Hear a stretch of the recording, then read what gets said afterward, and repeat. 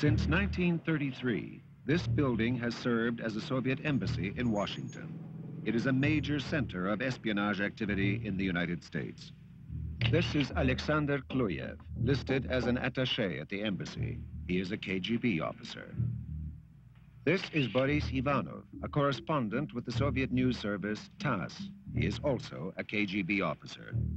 During a recent hearing of the Senate Foreign Relations Committee, the principal witness was Harold Brown, who at that time was Secretary of Defense. Subject, U.S. military posture and the defense budget for 1980. Present were Soviet TV reporter Yuri Soltan and his cameraman, Anatoly Ivanov, as well as Milos Tulva, a correspondent for Izvestia. Seen here is Dr. Mikhail Milstein, who is now with the Soviet Academy of Science, specializing in military affairs. Next to Milstein, Yuri Kapralov, first secretary of the Soviet embassy. Then there was a man who identified himself as Andrei Krutskih. The Soviet embassy lists him as an attaché, and this man, Viktor Tutin, official title, third secretary at the embassy. American intelligence sources identify both Krutskih and Tutin as being officers of the KGB. In North America, there are dozens of Soviet establishments, everything from diplomatic missions to trade offices and businesses that sell tractors or operate merchant shipping. Since 1970, the number of Soviet officials in North America has increased dramatically. Until 1980, Richard Kinsey was deputy chief of the Soviet desk in the FBI. His duties were to closely monitor the activities of the Soviets in the U.S. The numbers have doubled in the last 10 years, from 1970 to when I left in early 1980. The Soviet presence had almost doubled. There was a time when I first was in the work where we could almost go one agent on one identified or suspected Soviet intelligence officer. When I left, quite the contrary was true, and we were vastly outnumbered, where our agents were trying to cover 3 or 4 known or suspected intelligence officers. One of the basic requirements for Soviet diplomats is to file travel plans whenever they travel in the U.S. or Canada. It is a restriction that in the Soviet Union is strictly applied to Western diplomats. But for the Soviets in North America, the theory and the practice seldom meet. We find through our coverage of them that they often deviate from those travel plans, and surprisingly enough will end up traveling via the SAC base in Omaha, Nebraska, when their travel plans call for them to go through Kansas or some other route. And that's a violation of travel regulations. If we bring it to the attention of the State Department, then a strong note of protest is made to the Soviet ambassador. Is there anything ever done about these strong notes of protest? They're filed.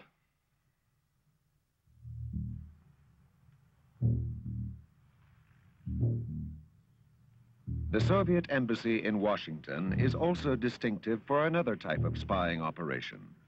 On the roof is a large antenna that appears harmless, but is used to electronically eavesdrop on telephone conversations in the Washington area. 1/3 of all local calls and most long-distance calls are transmitted by microwave, which can be plucked from the air by these Soviet antennae. Literally millions of calls are recorded and put through computers, which are programmed to listen for certain key words or are activated by the phone numbers of people who are of interest to the Soviets. In 1972, while negotiating a purchase of surplus grain from the United States, the Soviet embassy used its telephone intercept capability to eavesdrop on conversations between the U.S. Department of Agriculture and grain dealers in the Midwest. Because the Soviets were able to acquire inside information about the U.S. bargaining position, they were able to outmaneuver the U.S. negotiators and sign a long-term contract for a record amount of grain at very low prices. Crop failures the next year in the U.S. drove consumer prices upwards, but the Soviets were able to continue buying grain at the low prices they had negotiated the previous year. In San Francisco, the Soviet consulate houses sophisticated electronic equipment and occupies a commanding position overlooking San Francisco Bay. Our investigations determined that many of those antennae were in such a position that they had the capability of doing microwave intercept in Silicon Valley. About an hour's drive south of San Francisco is the area that has come to be known as Silicon Valley. It is perhaps the most highly concentrated area of modern technology and research in the United States. Its products include microcomputers, silicon chips, and fiber optics, all vital component parts of military hardware. The San Francisco consulate has also provided the Soviets with an easy access to U.S. military establishments on the West Coast. For example, by observing the Polaris submarines being refitted in clear view of a nearby seafood restaurant frequented by the Soviets, the numbers of American submarines then at sea can be determined. In the Canadian capital, the Soviet embassy is also equipped with antennae. However, the most visible microwave intercept equipment is not on the Soviet roof, but nearby on the roof of the Polish embassy. It is the Eastern Bloc nations, the Poles, the Czechs, and the East Germans that play an important part in the game of espionage. William Kelly is the former head of the RCMP Security Service. Intelligence services of bloc countries allegedly work independently of each other. But that isn't true. They work very closely with each other and under the dominance of the Russian KGB. There was a time when it was felt that the KGB were too well known around external affairs, and they didn't think that the reception they'd receive would be the best. So they wanted to naturally recruit or penetrate, and they decided that the Hungarians could do the job under the circumstances better than they could. Developing countries make. Ladislav Bittman was a deputy director of Czech intelligence at the time he fled to the West. Because there are many people who are afraid to get in touch, to be associated with a Soviet diplomat, for example, who is an intelligence officer and uses the diplomatic power in most cases. But they don't hesitate to develop a very friendly contact with a Czech diplomat or a Polish diplomat or an East German diplomat, because they think what the representatives of these small countries can do. And they don't realize that they do basically the same job, only under a different color, but... How closely allied were you with the Soviet intelligence, say?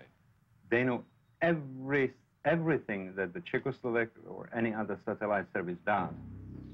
On the east coast of America, on Long Island, is another Soviet diplomatic residence. It is an estate near the town of Glen Cove, which serves as a weekend and summer retreat for Soviet officials of the nearby United Nations. Soviet citizen Arkady Shevchenko often stayed there while he was the Undersecretary General of the UN. And all the top floors of the building are full of the sophisticated equipment for to intercept all the conversation, telephone conversation, or anything which is going on around the area. At least 15 or 17 technicians who are working there to do all this job. The estate at Glen Cove and the electronic monitoring equipment jammed into it also represent an interesting geographic choice by the Soviets. I might point out that the estate, while it's located somewhat north of the establishment, is very close to Grumman Aircraft Factory, which is one of the United States' main builders of sophisticated warplanes. And it's sort of midway between the main plant and a testing facility that Grumman has further out on the island. And those antennae are pointed toward both facilities. The newest Soviet residence in New York is a building in the Riverdale section of the Bronx. They got permission to build on one of the highest sites in New York City. Situated at an elevation that permits interception of phone messages over the widest possible area. Yet back in Washington, the Soviets were not pleased with the location of their embassy, so they asked for and again were granted permission to build on another site at the corner of Belmont and Wisconsin Avenue.